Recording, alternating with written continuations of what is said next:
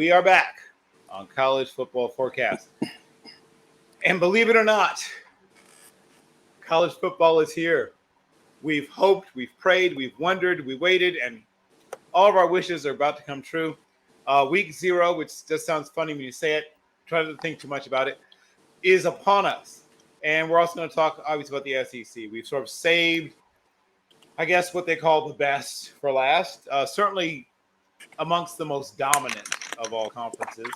It's been saved for us to talk about last. And we brought back our number 2 ranked friend of the show, Donovan James, who, of course, if he can somehow overcome the commanding lead that Josh Keatley has created, has a chance to become our number 1 ranked friend of the show.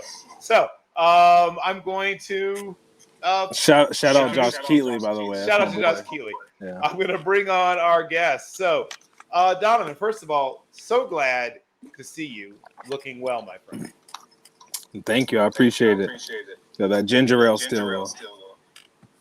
Can't be too careful. Yeah, that's true. That's true. I appreciate y'all having me on. Well, good. I'm going to, I guess, let Brock throw a few questions at you, and then we'll start talking about SEC in Week 0. But Brock, what questions do you have for the one, the only Donovan James? Uh-oh. Brock, you might be muted.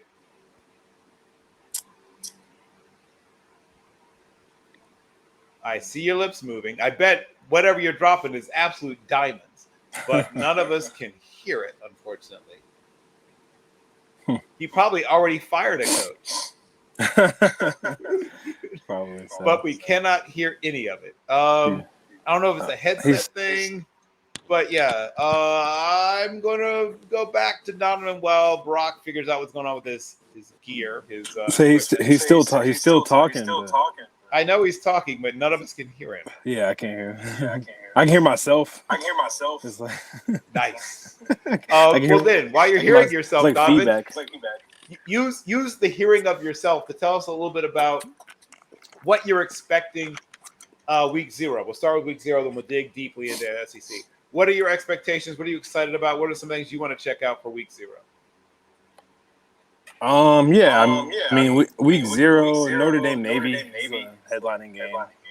You know, that's the big game of the week, the biggest game. I mean, none of these games are huge, I guess. that game in Dublin, Ireland, that's always fun. It'll be a cool atmosphere, I'm sure. And I mean, I want to see what Marcus Freeman does here too. And Sam Hartman coming in, the all-time leader in ACC. It's crazy. Sam Hartman's a leader in ACC history in passing yards, touchdowns. Ever. Like all the ACC players, Sam Hartman is number 1. But yeah, I mean, they're king. I love Sam Hartman. Yeah. I'm a big Sam Hartman fan. So, and obviously, I mean, covering USC for USA Today and Trojan Wire, I want to see what USC can do versus San Jose State and how they look. You know, year 2 for Lincoln Riley and Caleb Williams, and a lot of freshmen get playing time. I feel like in this game, and a lot of newcomers like Jalil, Muhammad, and just Mason Cobb. So many guys. So I mean, those are some of the things I'm looking for. Week 0. I mean, definitely those 2 games stand out the most to me. And I really like. Oh man, there's another game that's slipping my mind. I mean, Ohio San State. No, that'd be interesting. And if you could slide slightly to your right, Donovan, like about 5 inches, boom! Look at that. Oh, in the pipeline, 5 by 5. Now, I'm afraid it might be too much handsomeness. Ladies, please look at this through smoked glass so you aren't overwhelmed by the sheer handsomeness of Mr. Donovan. I just got a haircut like 20 minutes ago. That's not a fresh fade. On top of I just got the fade. Oh no! And you dropped a few lbs. I mean, not the way you wanted to. So this may be. I lost him. This may be our hottest day. I didn't mean to lose that much weight. But no, probably not. But you look good, right? I appreciate it. But you look good. Okay, so let's talk a little bit about the. I want to start with. I was gonna say I want to see if Vandy Stadium is gonna be done tomorrow because it's not done yet. Versus Hawaii, their stadium's not done. It was supposed to be done months ago, and it's still not done yet. So that'll be. I mean, this is Hawaii versus Vandy. It's not going to be sold out anyway, so they have time, but still, it's still not done yet. That's just funny to me. That their stadium is supposed to be done, and it's not yet. Kind of funny, but wow. They won 63-10 in Honolulu last year, so they probably. I don't know what the score's going to be this year, but yeah, their stadium's not done yet. Huh. Well, that's interesting. I mean, it's sort of like sometimes you realize, oh, I had a group project. I didn't do my part. I mean, it's one thing you sort of wing it, but I guess you can't do that with a building. Okay, good luck with that. So it's just they're adding it on. I mean, but still, it just looks goofy. Like they're having construction, like yellow tape still up. You're at SEC school in Vanderbilt. Like, come on, man. Get it done. All that money in Nashville. All those relegation jokes about Vanderbilt come back to mind again about them ending up in the Sun Belt. Okay, so I now want to get to the transfer portal, which matters everywhere, obviously. I mean, every single conference is impacted both positively and negatively. Take me through what you think are the most impactful transfers in and transfers out of the SEC. Like, who do you think has a chance to make an SEC team better? And then what SEC teams do you think might be maybe less deep or less talented due to what the transfer portal took away? Oh, that's a really good question. The first one that comes to mind. I guess this one's kind of. I'll give you a high, a low, and then a middle one. This is a middle one. Devin Leary coming in at Kentucky. I think he has a lot of similarities to Will Levis. They're both from same city in Jersey, so he got that. But I think they have a lot of similarities. The way they play. Will's obviously a lot bigger, a little bit more athletic than Devin. But as far as a passer, Devin Leary's better than Will Levis. And I was a big Will Levis fan, but I think Devin Leary down the field and in the middle of the field is a better passer. So he struggles in the red zone. That's something Levis I thought was pretty good at with his legs. He struggled growing in the red zone. But I think they're pretty even quarterback-wise, stats-wise. You wouldn't say that, but obviously Kentucky's offense and NC State offense are a lot different. But I think that one's a good. I think that's a good replacement. Their offense should not miss a beat. It might be better. If they can protect him. You know, Kentucky's had a lot of issues over the past few years, and that was part of why Will Levis wasn't good. He got sacked the most times in the SEC the past 2 years was Will Levis. We'll see what they can do up front. I like Coach Stoops and what he's been doing with that program, so I think Devin Leary comes in right away, and he could be a first-team All-SEC quarterback, possibly. You know, he threw for almost 7,000 yards. 62 touchdowns in 3 years at NC State. He's actually top 10 all-time touchdowns. We were just talking about Sam Hartman. Yes. Both of those names, it's just like, if you look back in 20 years, Larry and Hartman, top 10 all-time ACC. So kind of funny. You wouldn't think, I guess, with all the ACC dominance over the past 100 years, I guess. Going back. But that's a big one. The Graham Mertz one, I wish Brock was on the show because I know he likes Graham Mertz. Well, he did. He'll be back, I promise. He's fighting his way back. But the Graham Mertz one's just interesting to me. Florida's such an interesting program. I just watched Swamp Kings last night, too. I watched all 4 episodes. They're far away from being back to that era. That was fun. I don't know if you watched it, but that was like a high school. I think I was just in high school when that was happening. So like the Tebow, Percy, and Brandon Spice, Siller, like Avery Atkins, rest in peace. You know, they brought him up. That was a big time recruit. I kind of forgot about. But anyway, Florida just in general, what they have. I like Billy Napier, but also don't like him at the same time. Like I don't think he is that good of an actual like X and O's head coach. But as far as like a rah guy recruiter, he's still great. What's his quote? Scare money, don't make money. Yes, that's one of them. He's got a bunch of just. I feel like Florida is just. I don't know how long they can put up with him going 7-6, but as far as like media wise, he might get an extra year or two, just because like people in Gainesville like him a lot, man. And he's like a used car salesman, though. Right. I don't know. He's a lot like Spurrier, but without the X's and O's. There's something I love about him, just the way he talks and the way he even walks in the building, like in his press conference, and just how he is on the sideline. But just can he win games? That's all that matters. And can he score? Because their offense was inconsistent, to say the least, last year. I mean, sometimes they score 41 points, 7, a lot of turnovers last year. He got Anthony Richardson drafted in the first round, though, top 5. So we'll see what Graham Mertz can do. I like Graham. Didn't play well at Wisconsin like I thought he would, but this is a new rebirth for him, and he's looked really good in the spring game. Practices has been looking really good. I know Gators Wire, been saying he won the job easily, and he just looks like he has command of the offensive team. So we'll see. I still don't think Billy Napier has his guy, his type of quarterback. I think obviously he begged Anthony Richardson to stay. That was who doesn't want somebody like that at quarterback? I mean, Graham Mertz is good, though. So we'll see what he can do. Peyton Thornton's going to be interesting, too. I'm not a big fan. Like, I don't think he's going to – that's not the answer for Auburn. It's not. It's not really even him. I just think the weapons around him and their O-line's not good either. So I think that's just something that Peyton Thorne, not Thornton, but he's going to struggle this year. He might get benched. We'll see what happens. Might be transferring again. We'll see what happens. I do like Ray Davis too. He's in conference transfer, coming from Vandy, going to Kentucky. So I like him. I think he's going to make a big impact for them. He ran for almost 100 yards last year. He was 5th in the SEC. He ran for 86 a game. And that's a big loss for Vandy, especially to lose them to another SEC East school. I guess we were talking about Vandy earlier. I don't mean to bag on Vandy too. I'm not trying to do But yeah, they lost Ray Davis. That was a big part of their offense last year. He actually was, I think he was like 4th in receptions as well on their team. So that's a big chunk.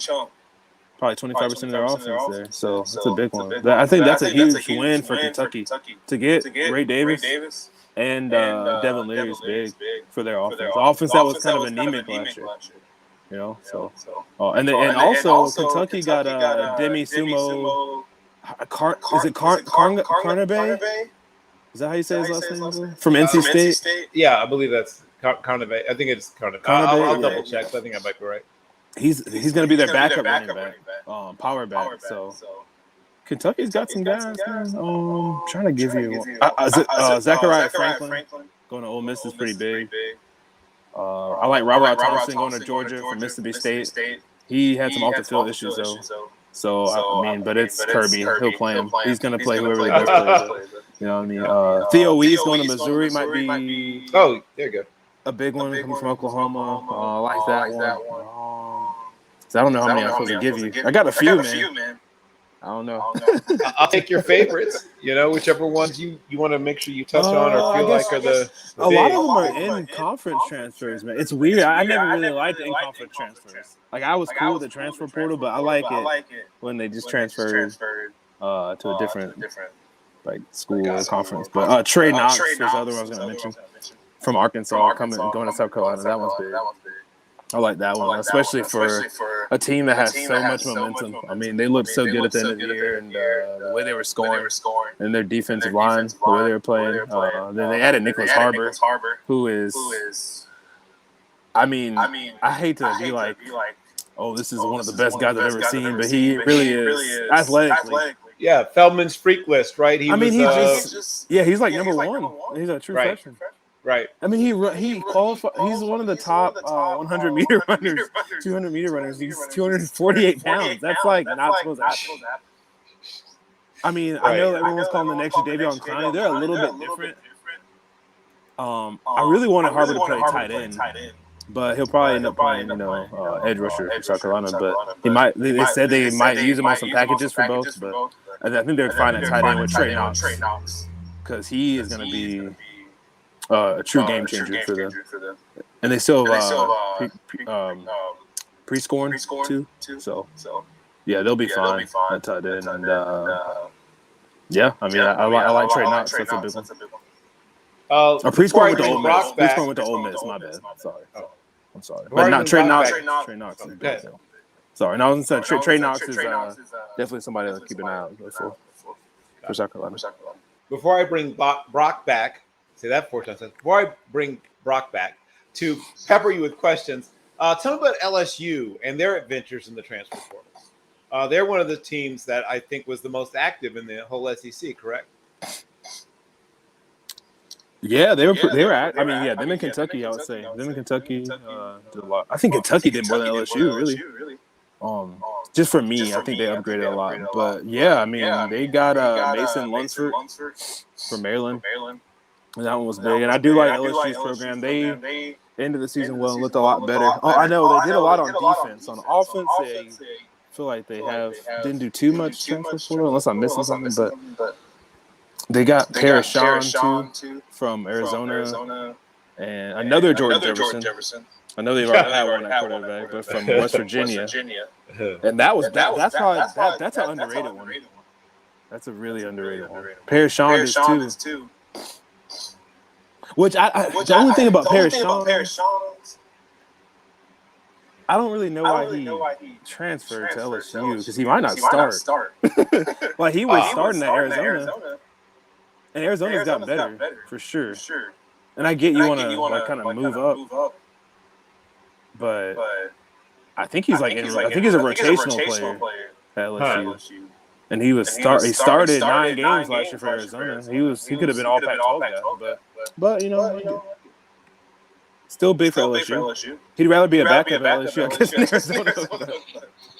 Oh well. I like him. He's kind of a late bloomer. He didn't start playing football until I think it's like junior year of high school. He's from Toronto. He played lacrosse and basketball. But 6'5", 245, and he's had a good end of the year last year. And he's only a sophomore too, so I didn't think about that. Or he's a junior, so he probably start for LSU in a couple of years. Or next year, rather. Probably not a couple. Be too late for him by then. But, yeah. Thank you. But LSU did a good job, though, especially on defense. Yeah. Okay. Take 2. Brock, what questions do you have for our guests? Well, I guess I'll just start with, in your opinion, who's going to play in the SEC championship? Okay, good question right off the bat. In the East is Georgia, but like I say I know that because Tennessee's really good too, and they'll feel like they'll finish second. But the West is tough. I mean, obviously, you want to say Bama, but I think they go like 10-2 this year. I'll probably say LSU. Wow. Yeah, I mean, I still haven't made a. I actually know it's funny that you asked that, Brock, because I'm like one of the last people to submit my championship picks for all the wires. I'm like, they're like, dude, you have until like midnight to send this, and I was like, I don't know who's gonna win the West yet. But I'll say Georgia LSU. So rematch of last year. Wow, you have that much faith in Brian Kelly. That is shocking. Yeah, same as last year. Even though LSU got worse. I don't feel like they got too much worse. They lost a lot of guys on the defense. They did lose a lot on defense. They did. But we just talked about some of the guys they got. Though, 3 of the guys they got transferred in the portal. Obviously, that's not going to make up for what they lost, but their offense is better too. And they have one of the best. They've got probably 2 of the best. I think they have 2 first-round draft picks on defense still. Maybe 3. I like Savion Jones a lot. Harold Perkins is Harold Perkins, obviously, but he's only a true sophomore. Omar Spikes is really good, and then it's DBU, one of the DBUs. Major Burns is really good. I'm a real big Deuce Chestnut fan. So, and then they got two freshmen, Ashton Stamps and Jeremiah Hughes, two of them. They're young, though. I will give you that. Because they're going to be relying on Kylan Jackson, Jeremiah Hughes, and Ashton Stamps. Those are all true freshmen. So they're a young defense, especially in the secondary. But their front is pretty experienced. And that's where the talent is. Will they give up a lot through the air? Probably. They're going to rely on sacks and a lot of ball hawking guys and make some interceptions. But they're going to give up. They're going to give up a lot of big plays. They're going to make some penalties. So that's going to be their bugaboo. So hopefully for their sake, they can overcome that. And then obviously Mason Smith, will be coming back. He's suspended, which is stupid if he's suspended. But he'll be back. And that's another guy that's just top 50 talent for the next level. So I like them. Like I said, they're just young. And then special teams is good too. And on offense, they're going to have to make up for some of the lack of stuff that they don't have on defense, like you said, bro. So Jaden, it's his time to shine, for sure. And Josh Williams and Logan Diggs and hopefully Noah Kane. It's his fifth year. You hope we can get something finally out of him. And it's weird that John Emery and Noah Kane are 3 and 4 in the depth chart, and those are like the guys everybody knows. But and I like Noah Kane. He's just not ever going to be the guy we thought he would be, but he still shows some flashes every now and then. So we'll see what their offense can do, for sure. Absolutely. Well, in the East, I feel like it's Tennessee season. I think that they're going to beat Georgia. What do you think? You say you feel like it's Tennessee's? Yes. That's fair. Because I have them in the college football playoff. Really? Yeah, I just don't have one in the East. Okay. I think they lose one game to Georgia. So you think they beat Bama in Tuscaloosa? Yes. Wow. I do. They got a guy coming in that. I mean, like I said with Devin Leary, man, you kind of just you don't plug in and play Hendon Hooker, but I mean, Joe Milton's the truth. He's been the truth to me. I know he had some issues at Michigan, but he's got a lot better since then. I mean, he's a guy coming in, he's 23 years old, and like Hooker, he struggled a little bit too, and then he looked like a night and day difference at Tennessee. When you have that talent around you, and a coach like Josh Heupel coaching you, and then you just get better in the offseason. So I think I'm not buying Joe Milton to win the Heisman or anything, but I think he'll have a good season. And I think with the weapons they have on offense, and they got some guys on defense too, some true playmakers. Like you said, their defense got better, unlike LSU. So I like Tennessee a lot. I still think Georgia wins the East, though, and I still think Georgia is a better team. But I like Tennessee a lot, though. I think they go 11-1 or 10-2 at the worst. Obviously, injuries will come and play, but they're pretty deep. Heupel's still trying to get a lot of his guys in. I think next year he'll really. He's gotten some top 10, top 5 recruiting classes. He's still got a lot of Pruitt's guys, I guess. Is that the before? Yeah.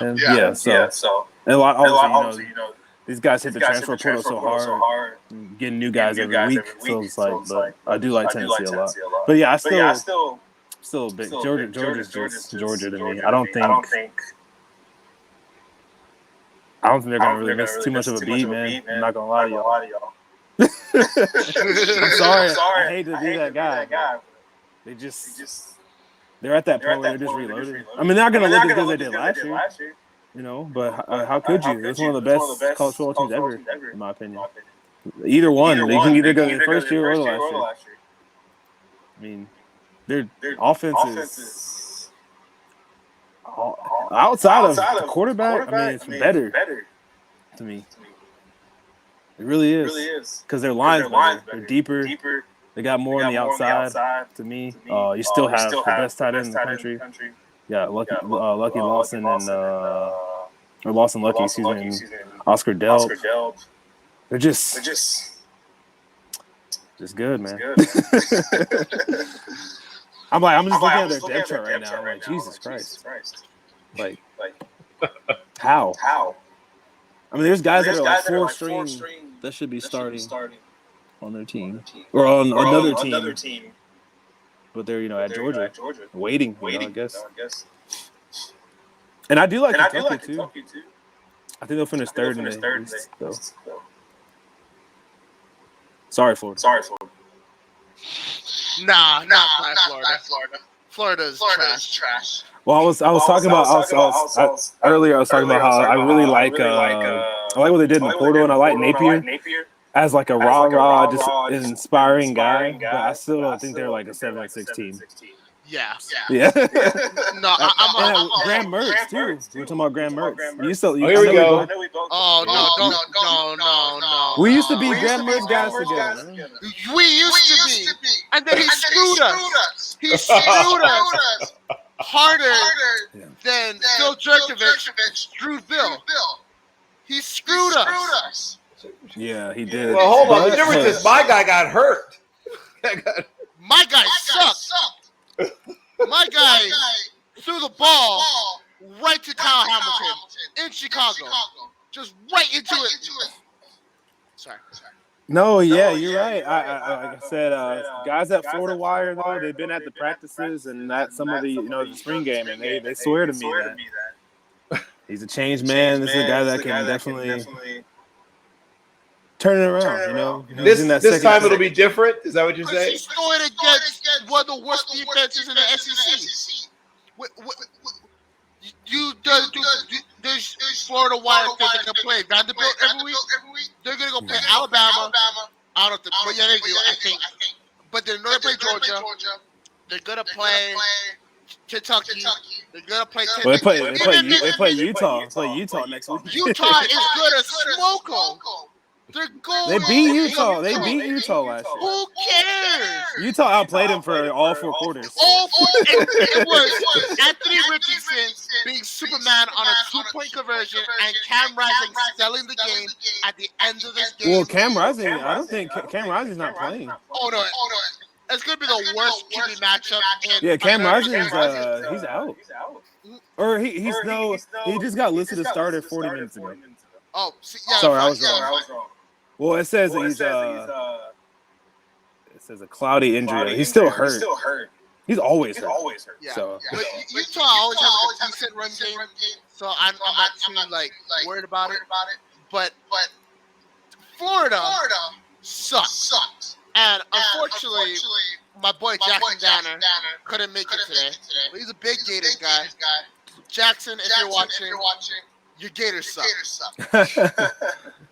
First of all, the only popular thing or notable thing to come out of Florida in recent memory is that god-awful documentary. That was just a fluff piece for Urban Meyer so they could disguise how much of a piece of poo he really is in real life. Everything else about the Florida Gators program is awful, besides the facility. You're in a place that gets hit by major weather storms. You suck as a football team. You haven't been relevant in almost a decade. Just because you played Alabama. Whoa! They made the SEC championship like 3 years ago. Missouri made back-to-back SEC championships under Pinko. Yeah, but you watched the Florida Alabama game. That was one game that they lost. They did and lose. And they went to A&M that year, and they lost there. Bill's boy Kyle Trask, man. He did good. No. Time out. Hank Buckmeyer was Bill's boy. Let's not. He loved Kyle Trask, though. I was big on Kyle. I was big on Kyle Trask when he was the backup to high school, yeah. To Derek King. And he was the backup to Felipe Franks.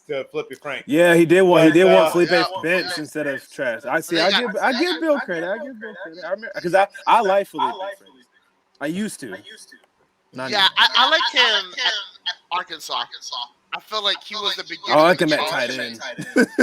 Yeah. Don't let that man throw the ball at all. But yeah, I mean, as far as your question, I would go Georgia and Kentucky, and then Tennessee, then Kentucky, and then I'll probably put Florida third as far as the East schools. I think you're a little. Well, actually, no, sorry, South Carolina over Florida too. Yeah, Florida is here. I gotta get the count. Well, were they 7-6 last year? Or am I wrong? Florida? They might have been. It might have been They were worse. 6-7. Yeah. Okay, well, I think they'll be 7-6 this year. So not much better. Yeah, it's not much better. So It's a one game. I don't know. Here's why. Here's Vanderbilt. Here's Florida. I don't think. I think they're a lot better than. All right. Listen to the schedule. At number 14, Utah, loss. Minis, win. Tennessee at home, loss. Charlotte at home, win. So now we're at 2-2. At Kentucky, loss. That's a coin flip game, though. Kentucky's not that good. Much better than Florida. They have Devin Leary. That's all you need. I do like Devin Leary. Well, there's the T-shirt, kids. Devin Leary. That's all you need. I'm not saying no. I don't know about all that. So I think they beat Vandy. They lose at South Carolina. They lose to Georgia. They lose to Arkansas. They lose at LSU. They lose to Missouri. And they lose to Florida State. They go 3-9. I don't. Wow. I don't have them.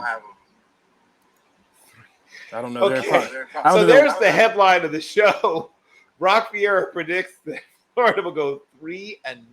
Oh yeah, Napier's getting fired then. Well, honestly, it's not his fault. If he had Rashada there, I would feel much better about Florida. But Do you think they'd be that much better? Do you think they were 6-6 with Jalen? I think they could. I think they would be 6-7, but I think they would win 5 games. It's Graham Mertz, dog. You and I sat in our chairs on opposite sides of the country, watching the same thing. Graham Mertz putting. Graham Mertz's problem wasn't really winning games, though. Like, well, yeah, he just handed the ball off. that's what he's gonna be. That's what he's gonna be doing. Grandson. Well, that's what I'm saying. That they have run. I like Trevor Etienne. I like Trayon Webb. They got good, Montrell Johnson. They got 3 running backs. Their O-line's improved. It's not that good. That's what I mean. You're facing I just don't. hard-fed big boys from the dirty South that have been blasting defensive linemen since they came out the womb. They're getting blown up. You know, I mean, if they went 3-9, I would be a little shocked, but it wouldn't be like, oh my god, I can't believe Florida went 3-9 because it's tough. Their schedule's hard. And they're not there yet. They have good players, but they don't have. Like collectively, they still don't have like an identity really yet. Like I know they can run the ball. And I know they have people that are good on defense, but they're kind of like some of them playing out of position. To me, and the only good thing I will say is their secondary, and they can run. I think that'll give them 6 wins, though, bro. Just being able to have guys like R.J. Milton and Jason Marshall, who's one of the best corners in the country, and Jalen Kimber. You know what I mean? So I don't know. We'll see though. That's it. That's a hot take for sure. 3-9. Yes, that's a very hot take. It's filled with kids who grew up eating cereal and milk. They're going to go against kids who was raised with hogs and grits and football every day. It's not going to be close. Florida's going 3-9. You gotta write that down. Yeah. Write it down. I guess it makes sense to once again mention, as I have to every once in a while, once again, the views and words, thoughts, and actions of one Brock Vieira represent solely the views, thoughts, words, and actions of Brock Vieira and Brock Vieira alone, and do not at all reflect upon the show, College Football Forecast, or Team NBS as a whole. So, with that in mind, with the Florida Gators is that when they were growing up, all their parents fed them almond milk. Where everybody else in the SEC, it was 2%. Those bones are stronger. They got good calcium buildups. And that's the reason why Florida Yeah. All right. So, and I guess once we add the Dairy can't Council build as a offensive linemen with sponsor, soy milk. yeah. Somebody Scientific. get the Dairy Council on the line as a possible sponsor. Okay, so I'm going to briefly rescue Donovan. So Donovan, Obviously, the SEC, there'll be some matchups that will pit some of the big time recruits that you've been tracking throughout your career as a recruiting maven, recruiting analyst. For just pure recruit purposes, finding out if some of these guys that you watched in high school are who they say they are, what early season game do you have circled for recruit on recruit action purposes? Oh, man. Recruit on recruit action. That's a tough one, dude. Oh, man. To go through. Oh, man. That's a good one, Bill. I was like, two of the guys were on the same team, Caden Proctor and Keon Keeley. I got to see them in practice. No, I didn't get to see them, but I mean, a lot of people reporting what they're doing in practice. Yeah, I guess DJ Hicks. No, he gets to go against the Alabama O-line. Their recruiting class was insane this year. And Caden Proctor is in their recruiting class. I don't know if they might not go against each other one-on-one too much, but I think that'll be a good matchup. Jordan Hall, I want to see what he can do at Georgia. Especially with Bear Alexander transferring to USC, opening it up for Jordan Hall to get a lot more playing time this year. I said Nick Harbor, wherever he plays, wherever he lines up, we'll definitely be watching him go up against whoever Lance Hurd for LSU is probably going to start for the line. And man, I'm trying to think of another good one. I think AJ Harris might get a lot more playing time. Maybe not early, but with injuries and just kind of coming into his own during the season, I think AJ Harris at corner going up against guys like Jalen Hale from Alabama, and I keep thinking Texas is already in the SEC. They're not. It's next year. It doesn't say Jonte Cook, but it's next year. But going up against those guys would be big. James Smith, too, from Alabama. Alabama's their recruiting class is really good, especially in the interior. So I think that's a big one. We just talked about Florida. Jakeem Jackson, four-star corner out of Kissimmee. He'll be going up against a lot of top wide receivers this year. And like I said, Florida's secondary, they're going to rely on a lot of the younger guys, a lot of true freshmen. So that'll be another guy they rely on a lot. There's a guy local for me from Eagles Landing Christian High School out of McDonough, Georgia, DJ Chester for LSU. Like, he's a backup guard right now, but I can see him getting a lot of playing time.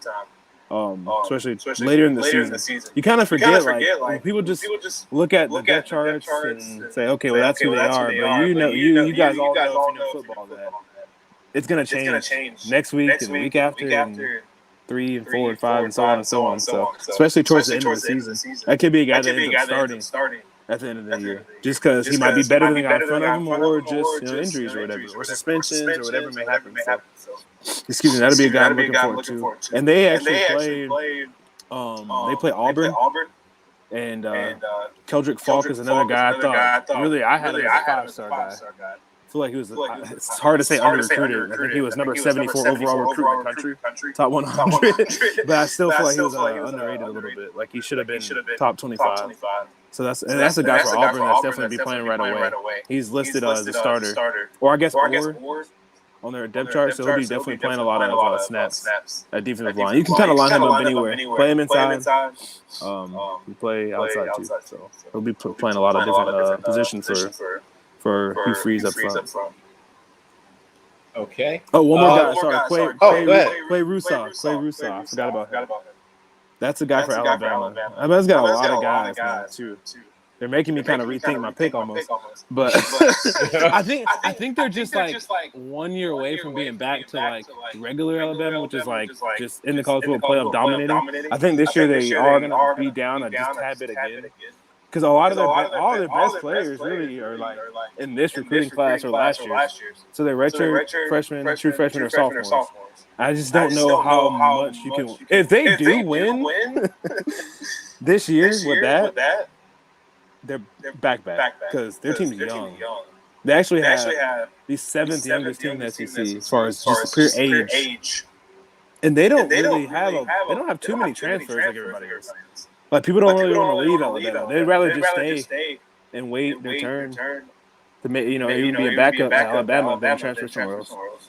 They're more hesitant to just leave. I feel like, and they don't bring too many guys there. They have a few, but not a bunch. So kind of scary there. But they're young. But yeah, there's some of the names for SEC matchups. Got it. Okay, Brock, what questions do you have? More questions do you have for Donovan? Do you think Hugh Freeze will work at Auburn? That's a really good question too. Work. What do you mean by work? Cue the "what do you mean by that" meme of Drewski. R. Kelly. I don't want to sound too much like R. Kelly. Do you think Hugh Freeze will make an SEC conference championship game in the next 5 years? Oh man, that's tough. Do I think Hugh Freeze will make an SEC championship in the next 5 years? No. I don't think he will. Okay. Follow-up question. I think there's just too much. There's too much to overcome. Coach Kiff, Coach Kelly, Coach Saban. To name a few of those guys, and then just Auburn. They're not killing it right now in the recruiting trail. Like they've offered a lot of people. Like he's offering everybody. Like you see, people have been coming out with their top 12 lists. They always have Auburn, but they're not picking them. So it's cool to have them in your top 12 with a little graphic with the Auburn next to your name, but they're just not getting guys right now. Like it's not translating. But the way he recruits could happen real fast. Because when he was at Ole Miss, said the same thing, and then the number 2 class in the country, number 1 class in the country, and however he was doing it. About let's not. Yes, so we'll all enjoy the 30 for 30 when it drops. And it's a lot easier to recruit at Auburn than Ole Miss. So, because it's still, even the Kiffin's killing it, and his whole staff, but it's still just, it's tough, man. Like, it's not easy. All these kids can't go to Ole Miss. Like, they're not all going to go to Ole Miss. It's tough. But he did it. And now he's got, it's easy. It's going to be easier for you to do it with NIL at Auburn and the boosters being able to actually, like, give money, real money. Like, back then they were giving stripper bucks. They really were giving stripper bucks. No, yeah. So that's the thing. It is. But no, I don't think he'll make a SEC championship in the next 5 years to answer your question. So I guess the answer is no. But I don't think he'll do bad. I don't think. I don't know if he's gonna last 5 years. And I don't think it's because of the scandal thing. I think it's because of the winning. I just don't. I think he's gonna be a type of guy that goes 8 or 9 wins every year, and that's just not good enough for Auburn. You know how they are. So I don't think it's really. He's gonna be like shit the bed and go 3 and 9 like Billy Napier, like you said.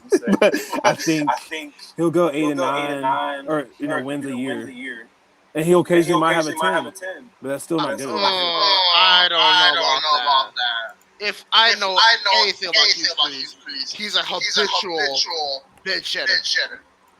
First off, I mean, either way, it's just not good enough. You can't. I mean, look at they fired Gus Malzahn. Like there's nothing really good enough that he can do almost. I mean, the job, I wouldn't even really take this job. Well, Gus Malzahn is also a habitual bitch shitter. So yeah, but I mean, like, what are your standards for Auburn? Like, who they're not who they think they are. You're not a 10, dude. You're a 7. If you're a girl, like you're not a 10. Wow. You're a 7. Like you're always. You can look. There's 7s. There's 7s that look good when they doll it all up and they can look like 10s. Oh my! It's still a 7. Oh come on! So you're saying. To quote, you're not Gal Gadot. They're a strobe light, honey. You're not Gal Gadot. You're like Kourtney Kardashian, maybe, like, or Chloe. Like, first off, don't disrespect my favorite Kardashian, Kourtney. All right. Oh, favorite? What do you mean favorite? Who are you picking? Kendall Jenner.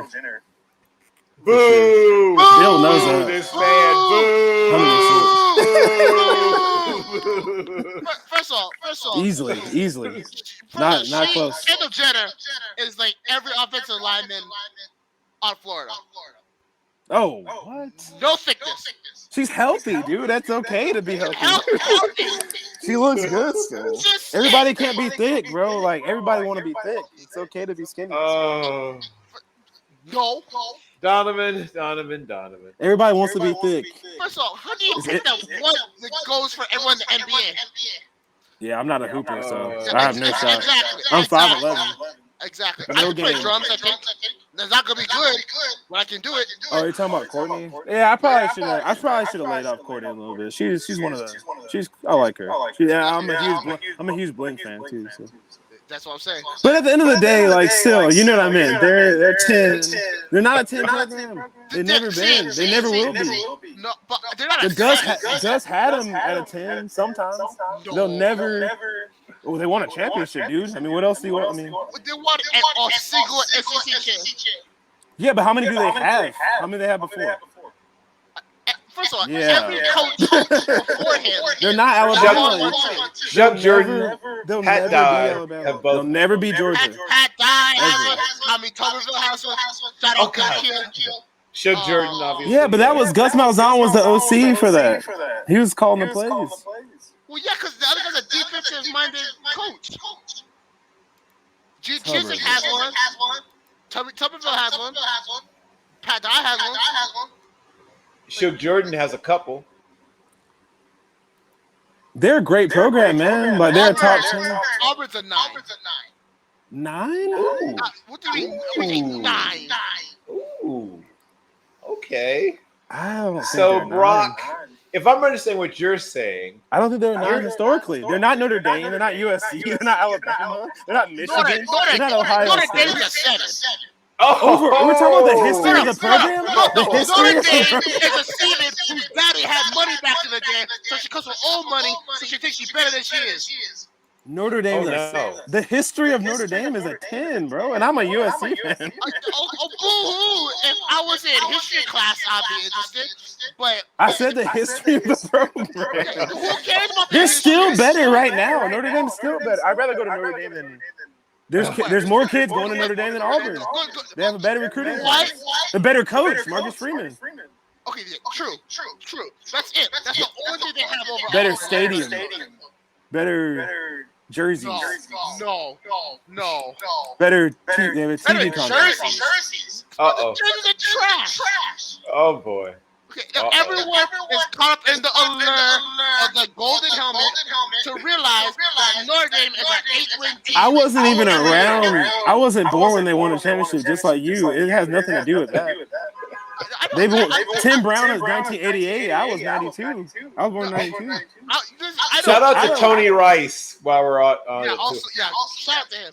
Like, I wasn't alive when Rocky Ishmael was going crazy, but that's what I'm saying. It's like, but the Brady Quinn days and the Jimmy Clausen was when I got his contract. Yeah, St. Jimmy. Oh, wow. St. Jimmy. Yeah, there we go. But Oaks even Christian. then, Shout out to Oaks Christian. I'm saying though, Brock, even when they weren't even that good back then, and they were still getting Jimmy Clausen. Auburn's struggling to get. They can't even get a quarterback. Well, Hugh Freeze can't get a quarterback. But Auburn He'll get a quarterback. He'll get a quarterback. Keep in mind, with Kenny Dillingham, when at Auburn, Bo Nix was balling. Kenny Dillingham leaves, Bo Nix starts sucking. No, and I've always liked Bo. I've always liked Bo. I think, you know that. I think he's cool. I don't think he's that great, but I think he's not a scrub. He's better than Michael Penix. Yeah. I never thought Bo Nix was a scrub. I just think kind of what Bill said. He had so much pressure on him. He was like the program savior, man. And he's not that good. Like he's not Cam Newton. Yeah, the problem for Bo Nix is that he's a 10, by the way. Cam Newton. This is no disrespect to Cameron Newton. That's a 10 guy. Even though he said he only has 2 inches. I know y'all heard him say it. Oh, 2 inches of hardcore steel. So this apparently is going to be college football forecast after dark. I'm sorry. So I guess Brock got me. Brock got me. And so I mean, we're kind of already there. I don't think they're a 9. No. They're like a 7.5. What do you mean they're not enough? And they're definitely not right now. Not now. Everyone has a bad. Historically, they're not though.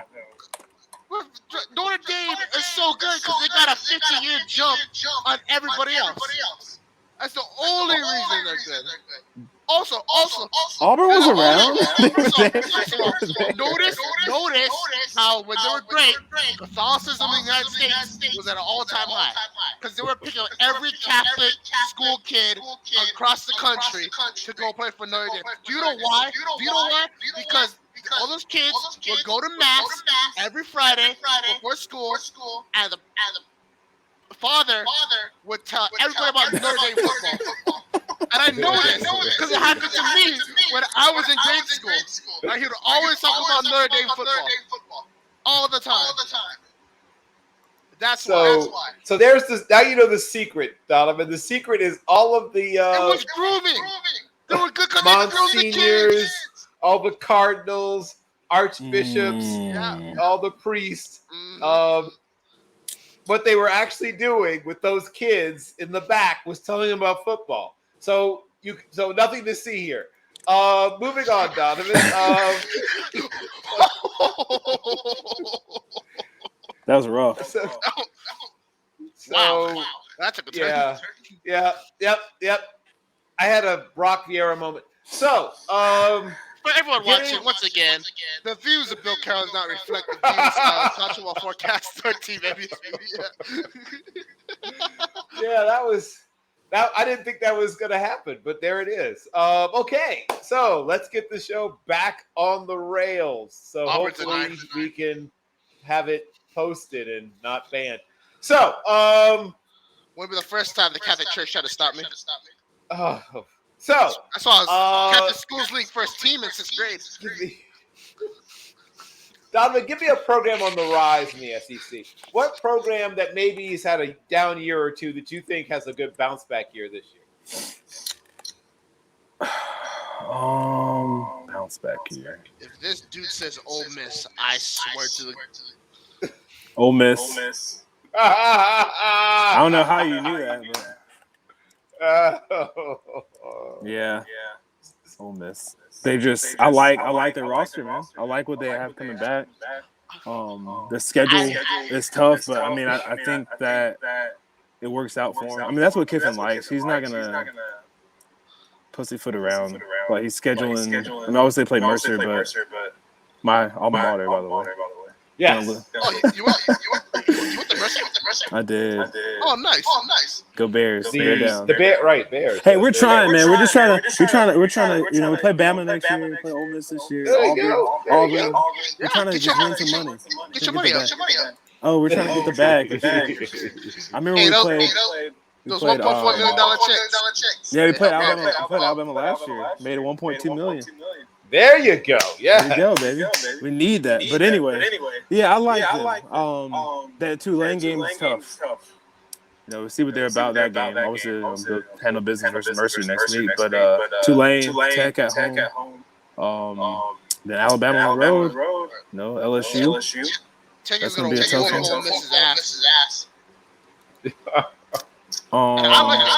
And yeah, they play Georgia on the road in Athens. I think they always lose that game. I think they lose at home to LSU. So I think they go 10-2, which is I guess that's not. I mean, they went 4 last year. It's not. I guess that's not bounce back, but it kind of is because another 10-win season at Ole Miss is big, and that's not a program that historically, like I said, wins 10 games. Like I guess younger people are used to them winning a little bit more, but there were some bad Ole Miss days. I know some Ole Miss fans. They had some tough days, man. Some 3-9, 4-8 seasons. You know, multiple. So another 10-win. Maybe 11 bowl game possibly win season is big. So I think they go 10-2. I think they lose to LSU and Georgia. Alabama too, I guess. It's 9-3. But still 9-3, 10-2 is big because I think they can beat LSU. I think LSU. Yeah, I think. Yeah. So let me change that. I'm gonna say they lose to Alabama and Georgia. I think they'll win versus LSU. So let me change that. But it's still tough, though, man. I mean, it's gonna be. You gotta play A&M. That's at home, though. Like I said, LSU's at home. Bama's at home. You got to travel to Athens for that game. That's probably gonna be one of the only night games Georgia has. So that's gonna be a crazy crowd. And then that rivalry game, the Egg Bowl, you never know what's gonna happen out of that game. especially with Will Rogers playing and at quarterback. So. But yeah, I like him. I guess the Kentucky would be the other team that I like to bounce back. I think they could. Then they win more games than they did last year, for sure. Well, and A&M, I think A&M does too. I think. I'm not Brock. I'm not. Don't bounce on me. I'm not saying bounce back where they're back. I think they win enough games for Jimbo not to get fired. First of all, I think Jimbo could win one game. I still not get fired. Oh, okay. I thought you were like on the fire, Jimbo. Yeah, that's a shocker. No, I am. I just don't think they can. Because he signed an extension like 18 months ago on his already big contract. So like he's tied up there for another 10 years. So like they gotta pay out $100 million. There's a guy to watch out for, man. Really, Connor Weigman's gonna be really good, man. I'm serious. I really like him a lot. I'm a big fan. I think he's going to make that maturation process where he becomes one of the top quarterbacks in that conference, especially with Moose Muhammad III, Evan Stewart, and Noah Thomas at wide receiver. That's a good group. And Micah Tease, true freshman. So, and Moose Muhammad, that's probably his favorite target he likes to go to. I feel old, man, because I watched his pops play a little bit. Bill probably has scouting reports. Yeah, watched his dad in college. Yeah, I didn't get to see him in college, but definitely with the Panthers with Jake still home. But and I'm not excited. I like Connor Weigman though.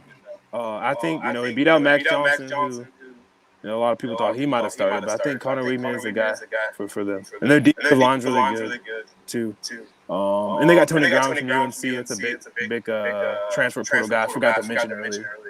He's still only 20, which is kind of crazy. He graduated high school like 2 years early, basically. So he's a senior, but he's only 20 years old. So and they got Sam McCall too, another transfer, and Bravion Rogers. So we'll see what happens with that. Hey, they lost Anthony Harris, but he went to USC, so I'm not too mad about it. But that's a big loss. But yeah, I like A&M to kind of recover somewhat like last year. Okay. Any more questions you might have, Brock? Not really any more questions. More like a statement. A&M's gonna suck. I don't see what you see in Connor Weigman. I can't say his last name. Weigman, yeah. I think he's probably. You don't like him? He's like you haven't really seen much. So that game. In my opinion, he's like the 11th ranked quarterback in the SEC right now. Right now, he's only played like 2 games. Yeah, I mean, I'm going off of if you look back at Jimbo's track record with quarterbacks as a head coach, he literally needed like the number 1 recruit out of high school in Jameis Winston to win. I don't remember what Jameis was ranked, but he was high. And he hasn't done anything since. Yeah, I mean, I'll give you that. It's been tough. Really, Connor Weigman, I really thought he was going to play baseball. He quit the baseball team now for A&M, so it's just football. He's all in. But, I mean, from when he played, he threw for, close to 1,000 yards, 8 TDs, no picks. He doesn't have wheels, but he can run the ball a little bit. I think he played 5 games, started 2. I mean, he looked pretty good. The completion percentage was a little bad. He's got to get that up, around 55, 54. But I liked what I saw from him, especially in the Ole Miss game. No, he really came through. Most of his touchdowns were in that game. He could do 4. That game, I was like, oh, man, this guy's – well, I immediately knew he was better than Hayes King. And Matt Johnson. I was like, Hayes is starting at Georgia Tech. I wish him the best. That's a good kid. I like him. I've interviewed him a couple of times. He's just a really good person. I wish him the best at Georgia Tech. But he's just not that guy. At Georgia Tech, he might. That's a good place for him. Not a lot of pressure. Where did Max Johnson finally end up? Max Johnson is at A&M. He's the backup. Yeah, he stayed. He lost the job with Connor, but he stayed, and that's a good backup to have. That's a guy that's. I never really liked Max Johnson. Coming out, he's a good spot starter in college, and veteran and savvy and all that stuff. He's tough, but he's just not that good. Wow, he just described his father's NFL career. Oh, he wishes he could have Brad's. He won't make it in the NFL. Oh But no. But yeah, I did Max expect John's it. college career is Brad Well, Max Johnson. probably will make it to the NFL. He'll probably get a camp job or something. Chase Daniels, all the way. Yeah. Just because of his dad and then isn't like he's related to somebody else. Like his mom's brother played in the NFL. Damn. Yep. Because he's from Georgia. I just can't think. I saw him play in high school. I was just like, dude, this guy's not that good. I know who his dad is, but he's not that good. Because when he went to LSU, I was like, he's never gonna. Oh, Mark Rick's his uncle. Yes. Yep. His mom on his mom's side. Yep. So yeah, he's probably gonna make it. But yeah, I mean, the A&M he's back up right now. So. But yeah, I do like I like Connor Weaver, man. I get why he's 11th. He only started 2 games, but I think he's gonna have that pop year. But I get what you're saying with Jimbo and his coach. Because man, Jimbo's had some good quarterbacks coming out of high school that committed to A&M, and they just, or even at LSU. Going back, and they just didn't turn out the way they're supposed to be. Or even go back to Florida State outside of Jameis. And that almost didn't happen. You know, I mean, there are some people saying Jameis wasn't going to start right away at Florida State. And they were like, bro, this dude is too good now to be starting that quarterback. Who was it that was supposed to start, Bill? I think we talked about. Oh, we did. It was, oh my gosh. Because Jameis came in after Ponder. And then they had another guy that started a few games, but he just was. God, who was it? It's gonna piss me off. I don't know. I remember the other kid transferred out at the end of that year to Florida something, International, Atlantic, Florida. One of those. FIU. One of them. I can't remember which one of the Floridas it was. Gosh. It'll come back probably after this. Oh, Sean McGuire. Yes. That's who it was. Remember Sean McGuire? Big kid with a big arm. Yeah. From Jersey? Yeah. White kid from Jersey? Yeah. Really? Yep, with a big arm. Was it 2-time champ Jake Coker? No, McGuire beat out. It was, Sean McGuire, yeah. It was McGuire. McGuire, ironically, is an offensive assistant at Texas A&M with Jimbo Fisher. So he loves him. He really does love him. I know a lot of people, but Florida State are like, he loves Sean McGuire, man. That's his guy. Or they might not go with Jameis. And I was like, there's no way. Like, I'm watching them side by side. Like, Sean McGuire is okay, but this is Jameis Winston. And McGuire had a decent career at Florida State as a backup. And he started that 1 year. But, dude, come on, Jimbo. Get it together. His king. Max Johnson. Kellen Mond. DeAndre Francois. Everett Golson. None of them were Francois off the field. Yeah, right, yeah. He could have worked out. Combination of injury and off the field for DeAndre Francois. Remember that? I loved him. Remember that so terrifying? That was my guy. Brock, I know you liked him too. You don't even know, bro. I love DeAndre Francois, bro. That was my guy. I interviewed him during the draft process, man. He was a cool guy. I mean, IMG, you know, he's an IMG guy. He was right there. He was there before Shea. So yeah, I was around him a little bit. He was cool, man. I never had a problem with him. He had a lot of stuff, though, man. He had a lot of stuff on the field that wasn't even like reported. Yeah, a lot of issues. But he hung out with some dudes that just didn't need to be hanging out with you. So that's why. That's that was always how it goes. It's never the guy that does the messy stuff. It's always the association. Yeah. The stuff with the girl was his fault. But. Oh yeah. Yep. Okay, that's bad. Other than that. Yep. Yeah, that's a fair point. Yeah. But you're right. Everett I was a big Everett Golson guy too. I was a huge Everett Golson. The guys he recruits, I like. I didn't like Hayes King and Matt Johnson, but the other guy, even Kellen Mond, he went to IMG too. And his career wasn't as bad as it was in the beginning. I think at the end of the career, kind of like, okay. Like he had a pretty decent career. I remember when you first told me to watch Kellen Mond, I thought to myself, there's no way this guy's going to be a quarterback in the NFL. Remember I said? said he's a good athlete, but that's not a quarterback. I did And say hate he to was say raw. that. Remember, I said he was raw. Yeah, raw didn't describe it. I mean, Colin Kaepernick was raw. I mean, He got compared to him a lot. Yeah. Because he has a terrible throwing motion? Yeah, that would be part of it. That and like I guess the size of him, like kind of tall. I mean, Kaepernick's taller than Kellen Mond. And a bit and more athletic, and even a little bit more accurate. But yeah, Kellen Mond was hard to watch in high school. Yeah, he's more athletic for sure. Kellen was athletic, but not quite nearly as athletic as Kaepernick. Yeah, and just he wasn't going to run for 181 on an NFL defense. No. He's not going to run for like 18 on an NFL defense. The only thing I'll give him is he's one of 3 quarterbacks that throw over 10,000, rush for 1,500. Dak, Tebow, Kellen Mond. That's it. There's your list. Well, I mean, I'm not just saying. I'm not saying. I know he was bad. I agree with you. But when I look at Seth, I'm like, damn, did he really throw for? He threw for 10,000 yards. Yeah. Garbage time is a beautiful thing. Yeah. And he started a lot of games too. Yeah. That's what happens when you're a god-awful coach who has finagled his way into the pocketbooks of Texas A&M sisters. I also remember like when he was so bad as a freshman, his sophomore year, that was his best year. He was pretty good his sophomore year, but then it's like he got worse. Yep. As a runner, he got better, but as a thrower, it's like he digressed. Yeah. Kellen Mond.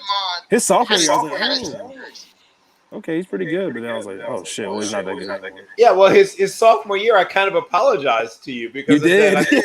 I did. I kind of apologized. I told Donovan, look, maybe I was a little too hasty because I said this guy might play college football, but I said it won't be a quarterback.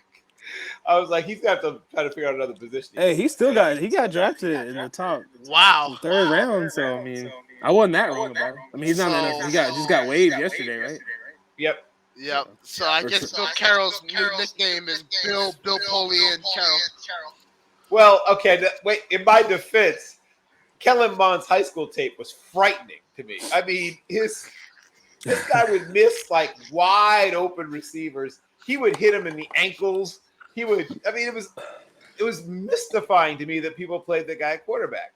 Now, he's improved. I will give him credit. He's really worked hard. He's much better than he was. I never thought he would get to the point where he could even be on an NFL roster. Yeah, so, better yet, 3rd round pick. Right. I think he was selected over Davis Mills, too. Yes. He was. The only reason Kellen Mond is in the NFL is because we had a pandemic. Had Texas A&M played a full schedule in 2020, it's not even a thought. He still would have been on the roster. Not drafted in the 3rd round. No, he would have been like day 3.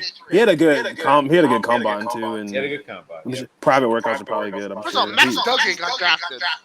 So he's that type of guy. He's that type of guy though. Like when I even going back to IMG, like in high school, he was like when I saw him playing games, Bill was right. But then when I saw him play at like in workouts or QB like Elite 11 type setting, that's I'm like, oh, he's good now. But when it's a defense in front of him, and the way IMG used him anyway, they knew he can pass. They used him as a running quarterback. I mean, they used him as a running quarterback. If you look at his stats, I think he ran for like 1,200 yards and like 20 touchdowns. Like he didn't even throw that much. So they knew. You know what I mean? Even I forgot. Chris Winkie was the coach. His head coach. No, he just had Francois and Shea Patterson. Right. So he was. I mean. So the scouting report, Brock, is strength 7-on-7, weakness 11-on-11. Yeah, that was him. Strength, air. Weakness, competition. Yeah, 100%. Wow, that's the Will Levis. Because you look at a guy like Nick Starkel. That's who Mon replaced. Same thing though. Nick Starkel was really good at camps. like he kind of was unheard of in the recruiting circle until like he had a really good campus coming in incoming senior year, and then he moved up to a 4-star, and I liked his circle. I mean, I'm not shading him or anything. I'm just saying he wasn't as good as he was supposed to be. Hey, And San Jose State, legend. No, yeah, for sure. But Bill always says that's the type of place he should have went in the first place instead of A&M. That is what I said. So I'm giving Bill a lot of credit. No, Bill is ridiculously good. He is Evaluating quarterbacks. He's way better than me. I gotta give him shit on Hank Bachmeier because that's like the only miss in like 50 dudes. It's not over yet, Brock. It's not over yet. No, it's over. Hank's from my hometown, Temecula, California, so I root for him all the time. He's about to be Temecula's high school head coach of the year. He's got he's got a little brother. Got a little brother that's a really good receiver. Look out for him. He's coming. There we go. Yeah, Where do you think his little brother will end up? Not Boise State. Well, Boise's actually on his list, but I think he goes to Oregon State. He's a little receiver. He's kind of undersized. He's not big as Hank, like 6'3". What is Hank like? 6'3", 220, 215 or whatever. Oh, he's kind of skinny. He might be skinny like that, but his brother's probably 6 foot, 180 slot receiver. His name's Tiger Bachmeier. Well, there you go. Future. Is that I love receivers that are undersized. Oh, actually, he committed to Stanford already. Oh, there we go. That's a perfect fit, actually, for Troy Taylor. That's a good fit for him. That's a good fit for him. Yeah, he's slow, dude. He runs like probably like a 4.7, 4.6, but he's good, though. Like he's just good at route running and catch the ball. If he can get maybe a little bit faster, okay. So he's got the Not GPA 4.6, and the 40 time, and unfortunately, the GPA is the lower number. Okay, I got it. Yeah. I wish the best for Hank at Louisiana Tech. Yeah. With City Crumbie, I believe. Yeah. He'll throw. If he can stay healthy, man, he can put up some numbers. He just gets hurt a lot too. He's never been he's got hurt a lot in high school too, so I'm kind of surprised. Oh. Also, shout out Louisiana Tech. 2019, we randomly appeared at the same place together in Hawaii. We all had a great time with the team. So just shout out to the Bulldogs. Okay. Louisiana Tech? Oh, Yeah. Yes. Oh, yeah. Before I forget, pro prospects. We want to make sure we touch upon. It's been fun and weird, but before it gets too weird and too fun, I wanted to talk about at least some of the top pro prospects in the SEC. All of them. Yeah. We're gonna be here for the next 3 days. Well, I'll try to shorten it up. It's a Friday night. I'm sure I got stuff to do. I don't. I don't. I gotta go sleep so I can watch Notre Dame and Navy early in Ireland. What time is that game? It starts at 2 Eastern. So for 11 that's not too bad. It's not bad. You can still go out tonight and catch that game. I'm not going to, but for sure. Oh yeah, I'm good after, bro. When I was texting you at Encore, I was so drunk, dude. I'm not gonna lie. Really? I couldn't tell. Bro, I was struggling, dude. It was the first day I drank in like 2 weeks or 3 weeks, and I didn't really drink that much. But like, I had the sickness and I hadn't drank in like 3 weeks. And the chain smokers threw down, bro. I was literally sitting outside waiting for an Uber, and I was like, bro, I'm not gonna make it to you, bro. I'm so sorry, bro. All good. The worst part is that there was a little storm that came into Vegas that same week too. I know. I got stuck in Yeah, it's all good, man. There'll be much more time. I'll get my money up so we can all have a great time. I'll be back for the when USC's in the Pac-12 championship.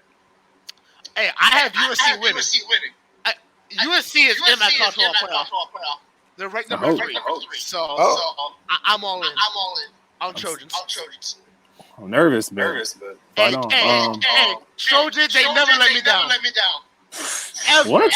They let me down. Wait, hold on. They let me down. Brock, you said some very wild things tonight. Yeah, they let me down. I might not be talking about USC. I was like, oh, okay. oh! Thank I you can once have- again okay. for college football forecast after dark. I was like, I can have a Okay, USC so letdown back show, to but back to Donovan. Who's gonna back to walk the us through. SEC guys. Yeah, your favorite. Let's try this. Your favorite pro prospects, and see if you can come with. Vanderbilt may be excluded, but think of at least one from each team. If you Whoa! Time out. Vanderbilt is my most improved team in the SEC. They're winning 3 conference games this year. And they're making a bowl game. 2-10. What? No. They're gonna go 2-0 at the first 2 games. Well, they'll be Hawaii. I hope they beat Hawaii. They're gonna beat Hawaii. Yeah, they won by like 60 last year. Yeah. All right. I got a name, guys. So Brock who are some Bowers. of your favorite pro prospects? Okay. Brock Bowers, obviously. I mean, it's just it's Brock Bowers. I don't need to talk about him too much. I mean, you've seen him play. See when he's done. He's gonna do it again. I think even more with Carson Beck too. Jared Verse. God, that's Florida State. I'm sorry. My bad. Wow. Excuse me. Wow. You think Florida State can compete in the SEC? Come on now. No. I don't, but sorry about that. Kool-Aid McKinstry. Kool-Aid McKinstry, obviously. I'm just naming the top guys there. I mean, some of these guys are just go outside. Dallas Turner, yeah. Raheem Sanders from Arkansas. Even though I'm not big on Arkansas this year, winning too many games, but I'm a big fan of him. Like I said, Mason Smith from LSU. I know he is not playing. First game, that's a big game though, man. Versus Florida State, he'll be going against Jared Verse. So I can't wait to watch that one. I think that was on like a Sunday. I thought it was our Monday night or something. It was Labor Day, so that's Monday probably. But that'll be a big one. I really like Javon Bullard. I've always been a big fan of him from Georgia. I know he's a tad bit undersized. I'm still a big fan of him at safety. I love Jason Marshall. As much as you hate Florida, man, that dude's a dog. He's actually my number one corner over Kool-Aid. And over Denzel Burke. And over Kalen King. Because there's a bunch of good corners in this draft. Maybe, I don't know about as good as last year. But I think there's some really good corners. So Jason Marshall, look out for him, man. Probably seen him play already, I'm sure. But I think he's going to have another big season for sure. There's some other guys. Names some guys off the grid, kind of. Really like Terrion Arnold. I know everybody Kool-Aid gets all the attention, but Terrion Arnold is really good too. I think they're pretty closer than a lot of people think talent-wise. Kool-Aid's got more upside for sure. Tony Grimes coming to the SEC. He's kind of been underwhelming a little bit just because he had so much hype. He's still been a really good player. It's hard to live up to that amount of hype when people are calling you one of the best corners ever to come out of high school. I mean, and came out early too. So, like I said, he was just turning 17 when he started at North Carolina. But I think he's going to turn it around at A&M and then a little bit better of a system. Jesus Christ. McKalen Castles is the second best tight end behind Bowers. And every Bowers gets all the love, but Castle's going to be huge for Tennessee to win 11, 10, 12, whatever games this year. I think highly of Tennessee and Josh Heupel's offense, so I like what they do. DJ James from Auburn, another corner. So many corners, man. I know, Bill, you're good at evaluating corner as well. And I haven't been horrible at corners, but you're better. I'll give you that. So that's your position to play, though, too. So. Or safety, I think, right? Safety or corner, something like that. So, yeah, well, I wanted to be a corner, but once we lined up to run, I discovered I was a safety. I like Nehemiah Pritchard and DJ James. I mean, like I said, Auburn, I don't know what they can do this year, but at corner, they're fine. And then Jarquez Hunter from Auburn. That's another kind of underrated, doing quotes, running back, excuse me, not quarterback. Undersized a little bit, it's like a bolt ball, 5'8", 210. But he can bounce, man. He's got really good footwork. I think they're going to definitely be trying to feed him this year. Auburn's going to run the ball, obviously. But with Thorne at quarterback, that's an upgrade. Obviously over Robbie and over TJ. So and I'm not a big throwing guy, but it's an upgrade, and that's all you can ask for, really. I guess coming in your first year, so that should open it up for Jarquez Hunter, that running back. You said name one from every school. If you could, I mean, Sure, like I said, I know Vanderbilt might be kind of a challenge, though. No, they got some guys, I'm sure. No, I can. Well, I named a lot of the guys from the same school, so yeah, it'd be nice to name some different guys from different schools. But like I said, it's kind of weird because Auburn does have a lot of NFL talent, even though I don't see them winning a lot of games. I mean, that's always been Auburn, though, right? And I'll give you that, Brock. Even though I kind of dissed Auburn.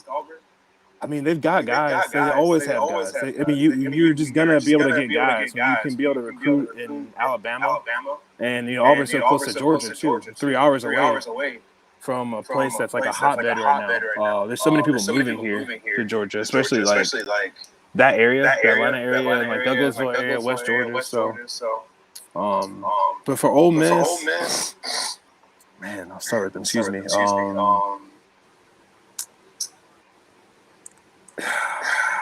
There's two guys. I really like Monty Montgomery.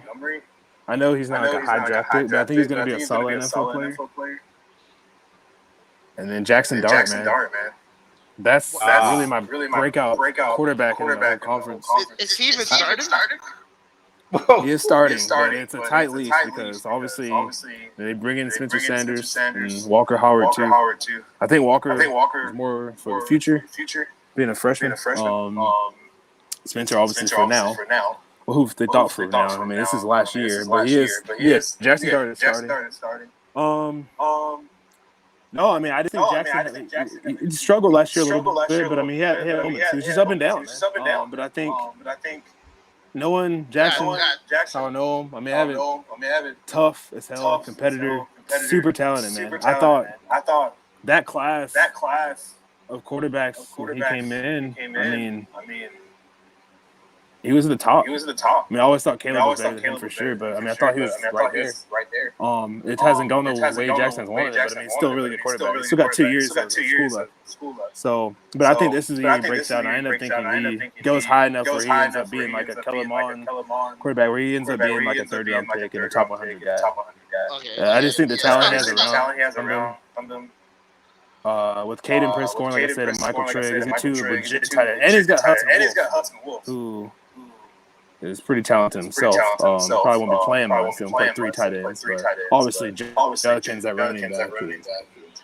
All SEC, one of the leading rushers coming back, and Jam Griffin too, from the transfer portal. Trey Harris, Zach Franklin. I mean, they just have a lot of talent. So he has no excuse this year. Getting Victor Kern from Washington was huge at left tackle. You know what I mean? You're getting a guy that has started, I think, 36 games in his career at Washington, and now he's coming in and he's going to be playing for you at O-line at left tackle. Jaden Williams is still there. He's going to be at right tackle. So he's got talent. They're not deep up front, but at the skill positions they are. So I think I didn't even mention Jalen Knox, by the way. He's like, I guess lower on the depth chart now, but yeah, they've got guys, man. And he should be able to, if he can stay healthy and stop turning the ball as much in the red zone, I think he'll be fine. I think that's a prospect to look out for. Obviously, Judkins would be, but he's only a sophomore, true sophomore. So. Yeah, I know you guys are going to hate on me for Jackson Dart, man, but I am going to hate on you because you know it's highs and lows with Jackson Dart. Yeah, he's in the pocket. Their highs are highs, and lows are lows. Too high or too low. That's his highs and lows. You know how you stop Jackson Dart? You rush 3. You have one guy as a spy, and you make him throw a ball over 10 yards. That's how you stop Jackson Dart. I'm sorry. Well, yeah, he's got to get better. He's worked at that in the offseason. He's talked about it. He's worked about it. Him and Coach Whitfield, man, have been grinding out there. He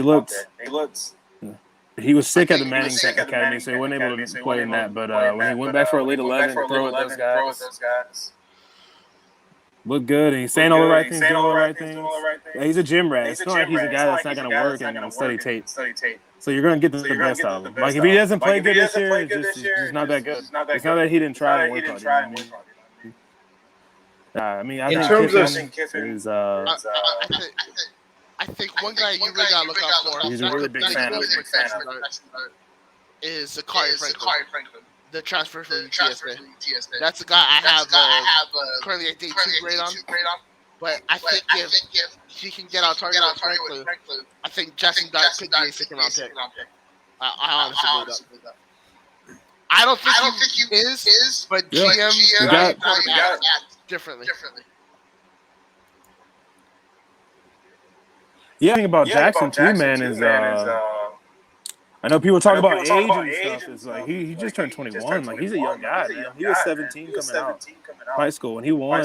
He was the Gatorade National Player of the Year. Like, he's not a scrub. Like, he hasn't played bad. Like, I mean, he hasn't lived up to the hype, I would say, but like, he hasn't played bad. He's been solid. It just hasn't been like what you want him to be. You know? So I just waiting for him to take that step. I would say USC transfers out good to Ole Miss with Caleb coming in.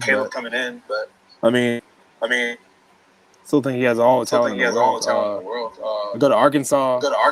Raheem Sanders, like I mentioned. Like Josh Braun too. Even though he could stay, he might not be ready to come out and be in this draft, but who knows? Raheem Sanders, I think, will probably be done this year. Trajan Jeffcoat too. And then KJ Jefferson's kind of. And that's a guy that has some ups and downs too. He got hurt at the end of last year. I can't wait to see. Some of these guys are just interesting guys. And Bill asked me who I just want to see. I'm not kidding. Be like art. I just they're interesting guys. They can't. I've seen them. They put it all together. Basically. Mentioned Jarquez Hunter from Auburn already, and Avery Jones, I think, and both their corners. And I think I mentioned some of those guys. I just really hope Peyton Thorne stay healthy, because if they have to go with Robbie Ashford again, I'm not watching any Auburn games. Peyton Thorne could be. And he's a great baseball player. When you say a great baseball player, as good as John Reese Plumlee was? No, not as good as John Rice. Not as good as John Rice. That's my boy though. I like John. Jerry Plumlee. Oh, he's gonna break out this year. Yeah, I like him. I'm so excited to watch him. I hope so, I bet man. Seventh year. Nah, I like him though. Yeah. Hey, you know what they say? You don't have to stop playing until they literally kick you out. Yeah. Tommy DeVito. This is it for him. Yeah, and Tommy had some good preseason games. We had Tommy on Bill's show. I brought when he was in high school. I remember that. Yep, that's true. His dad yelling in the background was the most Italian thing ever. Yeah, his dad was like yelling at him in the background. Tommy, I saw Tommy DeVito. I saw him in a preseason game recently. Right, he was finishing out. Played pretty good. Whatever preseason. Well, yeah, he looks solid. He might play it's like 25. Yeah, he is. He is. He played like 7 years of college ball. He was in the same class as like Justin Fields, I think. Or no, dude, before that. The class ahead. He was the class ahead. Yeah. Yeah. I had to look back, but he wasn't the class ahead. Tommy DeVito is. No, it was. I think it was the same class as Justin. Yeah. Yeah, he was the class ahead. He was a class prior to. Yeah, before. Prior to, yeah. That's crazy. He's a rookie. Yep. No, that's what Bill's saying. Yeah, he was a class ahead. Yeah, he was a class prior to. Ahead. Brock, did you have a final question? The same classes. He was in the same class as Jake Fromm and Tate Martell. Yes, and Jake Fromm. Wow. Yeah. Because they were all I was at at Elite 11 with those guys in Oregon, and Tommy DeVito, Jake Fromm, Tate Martell. I was right about Tate Martell too, boy. All right, here we go. I don't want to talk Hold about on, that. Hold on. I got this. My name is Bill Carroll, and when everyone around me was raving about Tate Martell, I was telling everybody, look at the kid behind him. That Thompson Robinson guy is way better than this guy. And despite the fact that everybody told me that Martell was the next coming of Jesus, I stuck to my guns. I was all about DTR. Martell didn't even make it to the NFL. DTR is the backup to Deshaun Watson. I'm Bill Carroll. Listen to me. Told y'all. Oh my gosh. Yes, I guess mean, I you're guess not that wrong. means I can retire that particular Oh no! Yeah. I would be telling everybody that I died. Remember when y'all were stupid? That's what I would be saying. No, it's funny. I'll go on other shows and talk about that actually, because I was on a show. So, bro, just to let I won't tell too much of a story to take up y'all's time, but it's about Bill. So when we were on that show, or my show, we were on my show. We would do Bill's show, my show, but we were on my show doing recruiting, and I had a guy named Ryan Swartz on there who covered Bishop Gorman. He was at the practice every day. From Vegas, and he does a great job with high school football. But anyway, Bill was like, "Yeah, dude, they got a guy playing backup quarterback and receiver. Dorian Thompson Robinson, I think he's better than Tate." I was like, literally texting Ryan. I was like, "Man, Bill's usually right, man. He's a really smart guy, but like, I don't think he knows what he's talking about." And Ryan was like, "Yeah, dude, did he just say DTR was better than Tate?" Like, we're texting the middle of the show. I was like, "Yeah, but Bill's kind of always been off the grid, man. Just let him talk." All right. No, I'm being like dead ass serious. Like, I'm not trying to make fun of Bill because he's right. I make fun of myself, really. But I was just like, dude, Bill, did he say DTR is better than? I kind of had to make it repeat again. I was like, did he say DTR is better than Tate Martell? Like, we're talking about like Tathan Martell. Like full name, like talking about Tate Martell, like Tate Martell, my boy. He's like, yeah, I think he's gonna be better. I was like, that's wild, bro. Tate Martell is a very odd case for me because despite the fact I've never met the dude, I have random connections to him for no good reason. When I first went to UNLV, my roommate was his backup offensive lineman. His good friend was the starting guard on the team. So I got to interact with those guys, and I got to see two sides of it. One was Martell's, for lack of a better term, a prick. The other one was Martell was the best teammate he ever had. Took the offensive line starting for sushi before games, like the day before. Every week, he was awesome. So it was like this weird. Yeah, that's always been him, man. Yeah. I've known Tate since he was 14. He's always been that way. But then when he came back to UNLV, that's what I was starting to get at, have a connection to the program. He was a completely different dude. Like, humble and everything, but like, you could tell football was done. No, he's. Yeah, he was done. He was checked out. Like, it was more like he was doing it for someone else instead of for himself. And that's just that's why he still had eligibility left, and he just kind of shut it down. I actually talked to him maybe a few months ago. But he's good. He's happy. He's in a good place.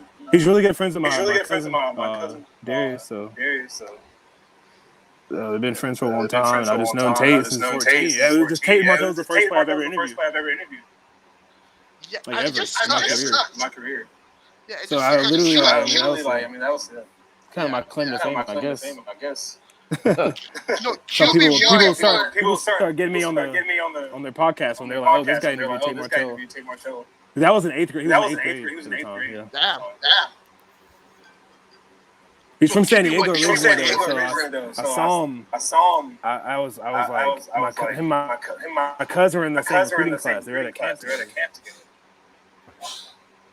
So I was like, I think it was 7th grade. And I was like, dude, this kid's pretty good. And he was almost the same size as he was now. Yep. He was like 5'9", like 180. I think he's like not 5'11". He's listening. Yeah, right. He's not 5'11". Like correct. He's maybe 5'10" and a He's probably quarter. like 5'10".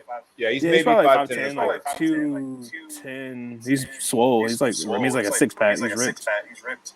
Yeah. It's like he might be like 220. He's big.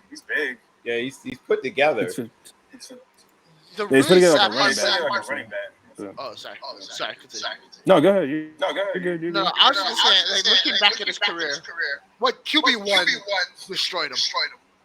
Like, there's no way to rebuild your reputation after that show. And then obviously going to Ohio State, like, and then Miami. Had he gone, I think Miami's yeah, because the kid that started over. Yeah, I think at Ohio State, he was over Joe Burrow in the depth chart coming in the spring. So like it was. I mean, Tamar. I don't want to say too much like off the record. Yeah, we'll save some of this for really after dark. But there's some things that There's went people on. he would have been still, or not still, but like he would have ended up being the starting quarterback if Urban didn't step down. Ryan Day did not take Martell. He just didn't fit his system. That's true.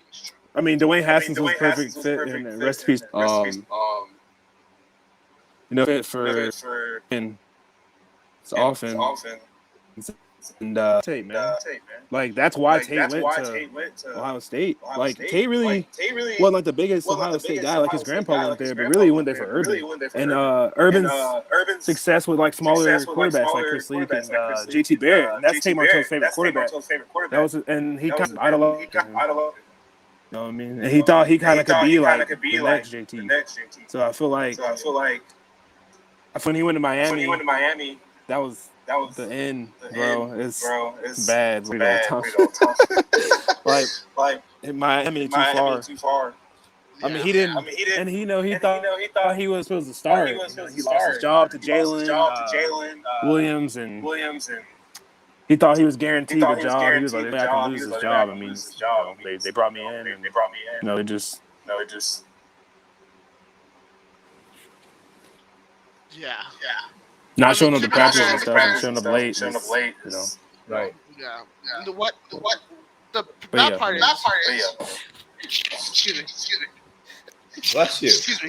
Bless you. If Martell went to a school in like the Pacific Northwest, Washington State, Oregon State, I think he's in the league. And it just for all the young guys watching.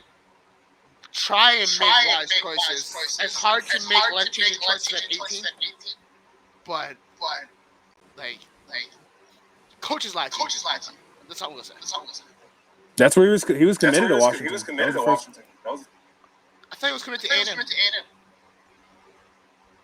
Washington with me, actually. We did a live stream. He was 14. He committed to Sarks at 14. He's coming into Gorman. He hadn't even started the game yet. Yeah. We did this thing called the commitment. And he committed to UW. Wow. Remember that? Yeah. Wow. Yeah. And that was like the first thing I did. Where people were like, I kind of toot my own horn. I was like, oh, people starting to notice who I am. That's kind of cool. I only had like 7 followers. I went up to like 400 the next day doing that. He definitely had the clout. He had a lot of followers. He would DM me all the time and be like, I'll tell these people to follow you if you send me this stuff out. I mean, it's kind of like a thing. Yeah. I can talk about it now. I don't feel bad. I guess. Yeah. Or we'll be on Xbox Live. Yeah, it's business. We've been on Xbox Live. And shout you out and stuff. I was still young too, so it was pretty cool. Right. But yeah, you dubbed to Coach Sarge and then Jimbo. Yeah, or not Jimbo. I guess someone. Yeah. Yeah, someone. Would have been someone then. Someone in Spav. Yeah, Coach Spav. Bro, him and someone's offense. If Kenny Thrill Hill had the success he had, I think Martell could have made some damage. Tay had a lot of similarities to Johnny to me too.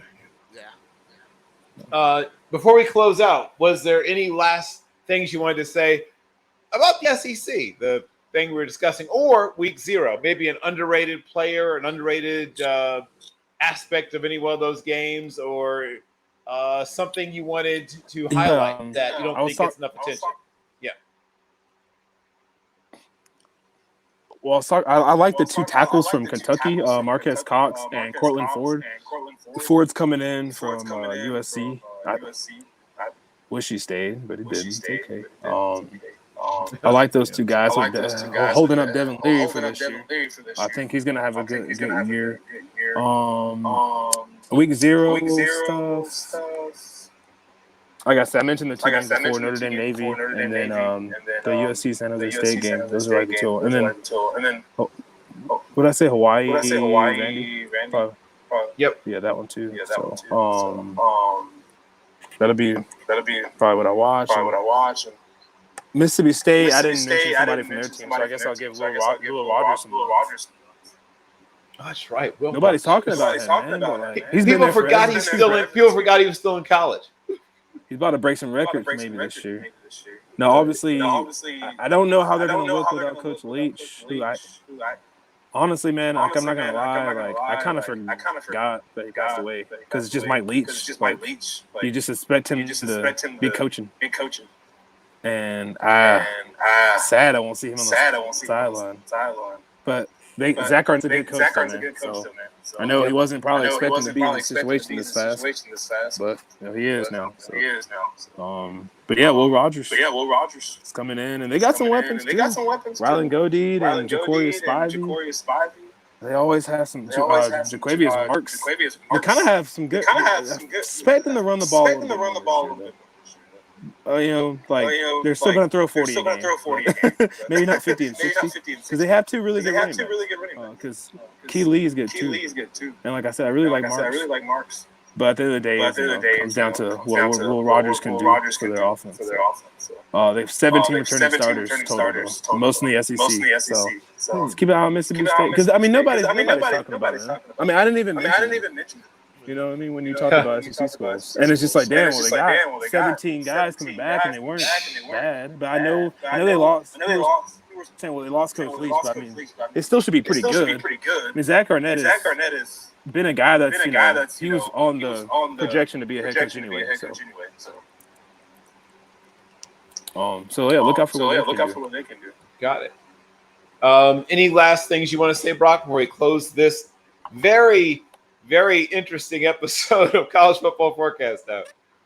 Yeah, Mississippi State's winning like 4 games this year. I'm sorry, they're not. Really? Just the schedule don't like the guys on the team. Schedule. Also, I think Will Rogers is overrated by a mile. But I don't want cowbells in my ear all day, so I'm just gonna stop there. Well, I just want to first of all thank Donovan. I'm not mad at it. We're just talking ball. I want to thank Donovan so much for so much of his time and attention and energy. Mississippi State's not going to win them many games, but not. I think Arizona beats them at home. I think we are grossly underrating the Wildcats. Huh. I could see Arizona winning that game. I don't really good I agree with 4 games, but I don't think Will Rogers. He just reminds me a lot of Gardner Minshew. He reminds me a lot of Connor Holiday. Okay. That's worse. Yes. So, once again, I want to thank Donovan so much for his time, his attention, his expertise on this very, very, very interesting and slightly controversial episode of College Football Forecast. So, we will have Donovan again probably before some particularly momentous matchups this season to preview them as well. Donovan, before you go, please tell everyone where they can find your work and follow you, sir.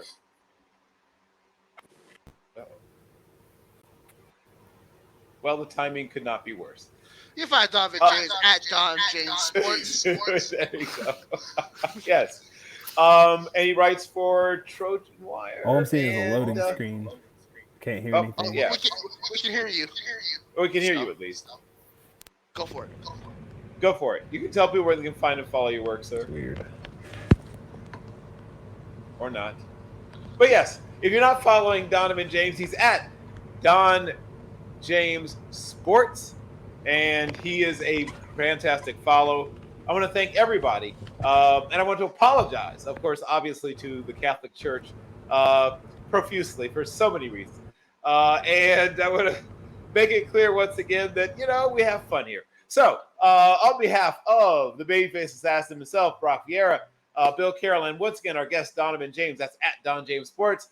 Thank you once again for watching College Football Forecast. We'll be back again in 1 week to talk about week 1.